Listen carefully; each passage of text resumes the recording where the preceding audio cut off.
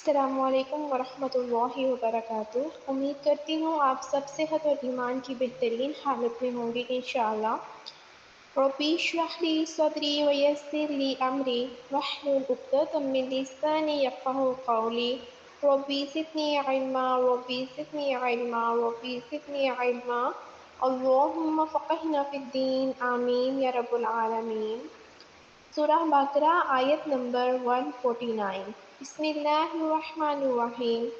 وَمِنْ حَيْثُ اور جہاں سے خرجت نکلے تو فَوَلِّ بس پھیرے رے وجہ کا منہ اپنے کو شطر المسجد الحرام طرف مسجد حرام کے وَإِنَّهُ اور بے شک وہ للحق البتہ حق ہے من ربی کا طرف سے تیرے پروردگار کی وَمَا اللَّهُ اور نہیں اللہ بِغَافِلٍ بے خبر عما اس چیز سے کہ تعملون کرتے ہو تم۔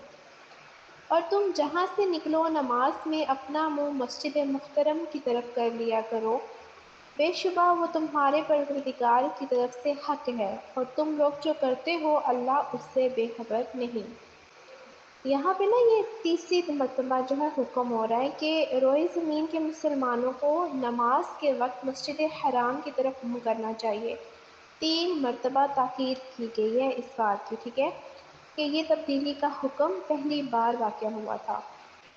پہلا حکم تو ان کے لیے ہے جو کعبہ کو دیکھ رہے ہیں، دوسرا حکم ان کے لیے ہے جو مکہ میں ہیں لیکن کعبہ ان کے سامنے نہیں ہے، اور تیسری بار انہیں حکم دیا جا رہا ہے جو مکہ کے باہر رہتے ہیں، ٹھیک ہے۔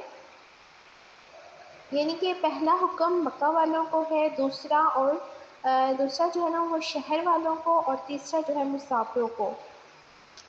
وَمِنْ حَيْثُ خَرَجْتَ اور تم جہاں سے آؤ، یعنی کہ اے حبیب صلی اللہ علیہ وآلہ وسلم آپ وہاں کسی شہر سے سفر کے لیے نکلیں، بہرحال نماز میں اپنا منہ مسجد حرام یعنی کہ کعبہ کی طرف کریں، کیونکہ جس طرح حالت اقامت میں کعبہ کی طرف منہ کرنے کا حکم ہے، اسی طرح سفر میں بھی یہی حکم ہے، اور بے شک کعبہ کو قبلہ بنایا جانا ضرور آپ کے رب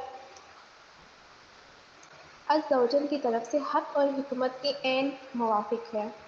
اور اے مسلمانوں، اللہ تعالیٰ تمہارے اعمال سے غافل نہیں، اس لیے وہ تمہیں اس عمل کا بہترین صلہ دے گا۔ اس لیے پھر کیا حکم ہے کہ جہاں سے بھی تم نکلو تو اپنا چہرہ مسجد حرام کی طرف کر لو، یعنی کہ تمہارا دل جہاں پہ اٹکا ہوا ہے نا وہاں پہ، یعنی کہ قبلہ کی طرف۔ اب سب سے زیادہ کس وقت ہمیں یاد آتا ہے؟ نماز میں۔ کچھ بھی کر رہے ہو نا، کوئی بھی بھاگ دوڑ کریں، کوئی بھی کام کریں، لیکن کیا کریں، کہیں پہ بھی ہو اللہ تمہیں لے آئے گا۔ تو پھر جہاں پہ بھی تم ہو تمہارا جو رخ ہے نا اور جو تمہارا دھیان ہے وہ قبلہ کی طرف ہو، کیونکہ اللہ کی یاد کے لیے نماز قائم کرنے کے لیے، اور بے شک وہ حق ہے تیرے رب کی طرف سے، اللہ کا حکم ہے یہ، اور پھر اللہ بالکل بھی غافل نہیں ہے ان عمل سے جو تم کرتے ہو۔ تو مطلب جو بھی تم کرو گے نا اس کو تو اللہ تعالیٰ کو پتہ ہے، اس لیے وہ تمہیں اس کا بہترین صلہ دے گا۔ جزاک اللہ خیر۔